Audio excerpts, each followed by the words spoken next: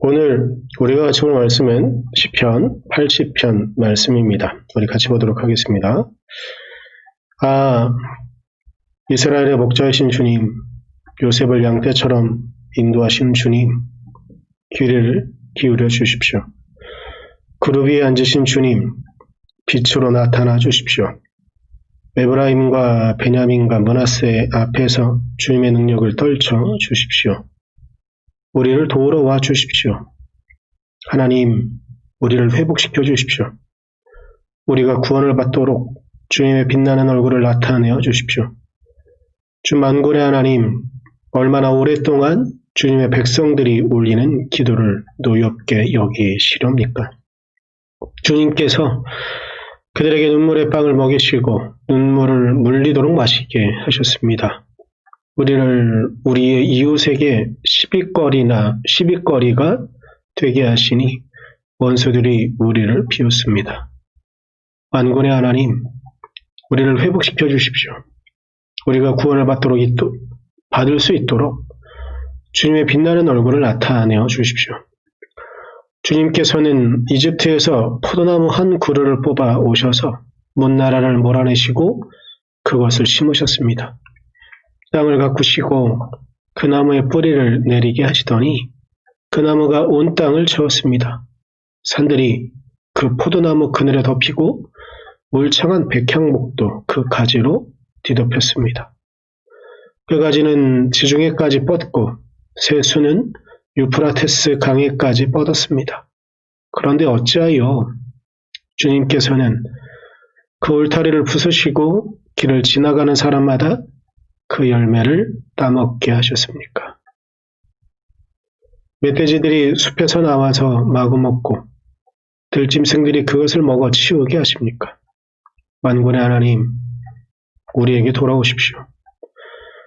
하늘에서 내려다보시고 이 포도나무를 보살펴 주십시오. 주님의 오른손으로 심으신 이 줄기와 주님께서 몸소 굳세게 키우신 햇가지를 보살펴 주십시오. 주님의 포도나무는 불타고 꺾이고 있습니다. 주님의 분노로 그들은 멸망해 갑니다. 주님의 오른쪽에 있는 사람, 주님께서 몸소 굳게 잡아주신 인자 위에 주님의 손을 얹어 주십시오. 그리하면 우리가 주님을 떠나지 않을 것이니 주님의 이름을 부를 수 있도록 우리에게 새 힘을 주십시오. 만군의 하나님, 우리를 회복시켜 주십시오. 우리가 구원을 받도록 주님의 빛나는 얼굴을 나타내어 주십시오. 아멘.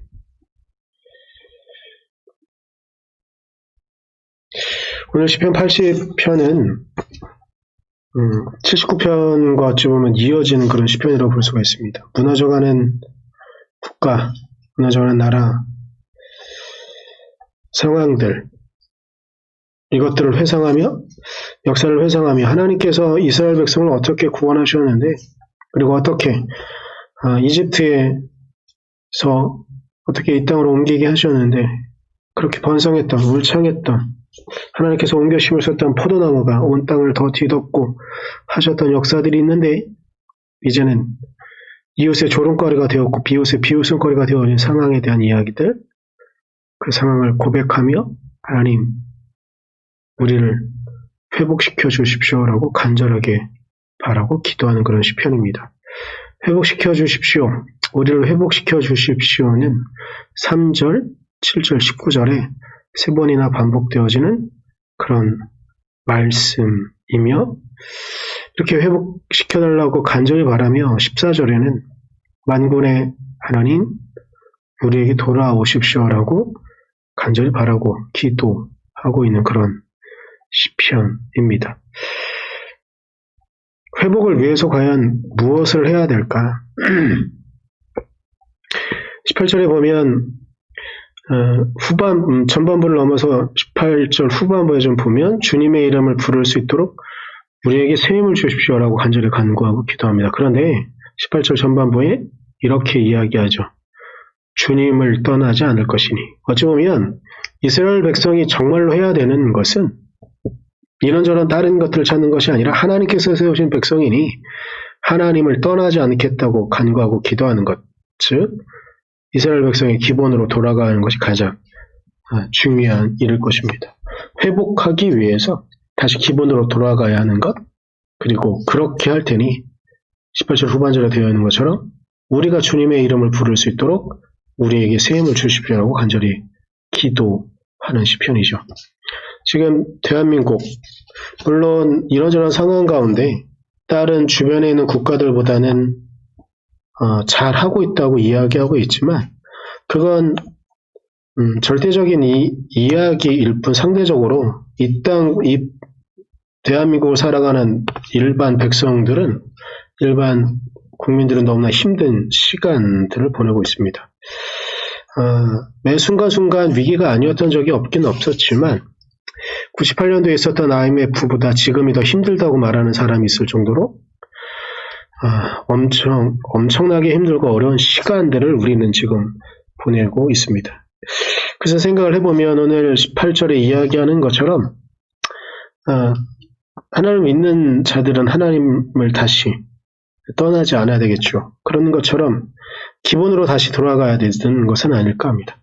정치가, 이 땅의 사회가, 이 사회를 유지하고 있는 경제가, 그리고 경제를 지탱하고 있는 이 땅의 노동자들이, 그리고 감독하고 감리해야 되는 자들이, 그리고 이 땅에 자녀들을 키우고 있는 부모가, 그리고 부모의 돌봄 아래에 있는 자녀들이, 그리고 이 땅의 학생들을 가르치는 교사가, 교사들의 가르침을 배우고 있는 학생들이, 그리고 이 땅의 성도들을 하나님의 사랑으로 키워야 될 목회자들이, 그리고 목회자들의 목양에 충실히 따라야 될 이 땅의 성도들이 자신들의 기본적인 생활로 돌아가야 하는 것, 다시 그 기본을 다져야 하는 것, 그것이 이 위기를 기필코 이겨낼 수 있는 가장 중요한 일은 아닐까 합니다.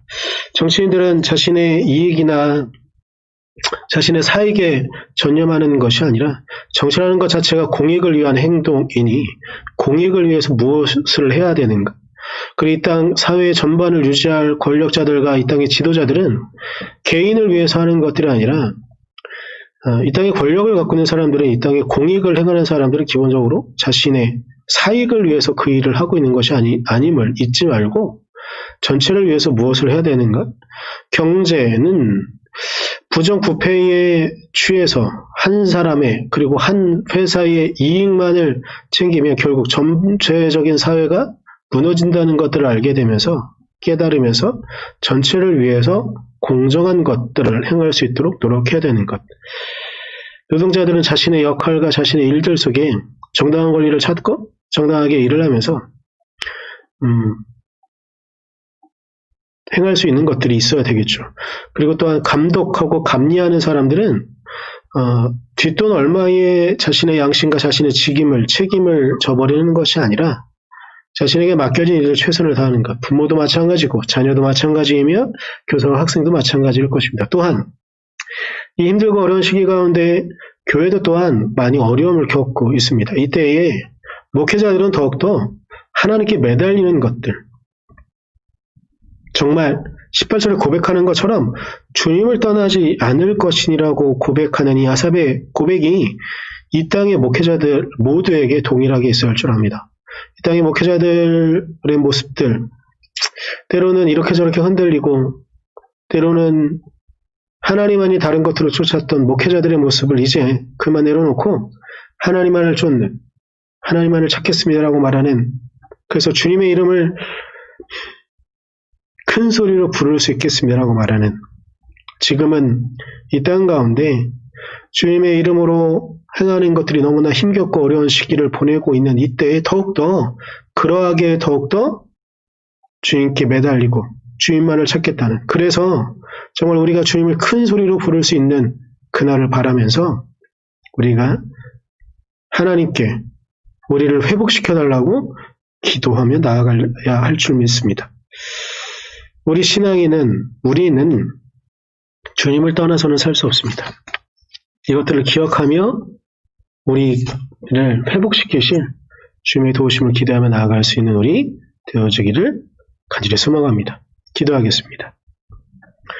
주님, 주님의 은혜와 주님의 도우심을 믿고 바라며 나아갑니다. 하나님 은혜 가운데만 우리가 있도록 하여 주시고 하나님 말씀 가운데만 있게 하셔서 우리가 온전히 우리를 붙잡아 주시고 이끌어 주신 하나님의 은혜 안에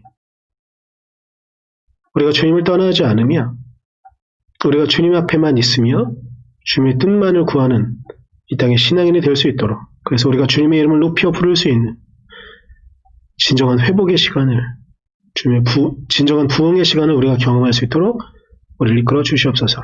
오늘 하루 주님께서 그렇게 우리를 이끌어 주시길 간절히 소망하며 예수님의 이름으로 기도드렸습니다. 아멘.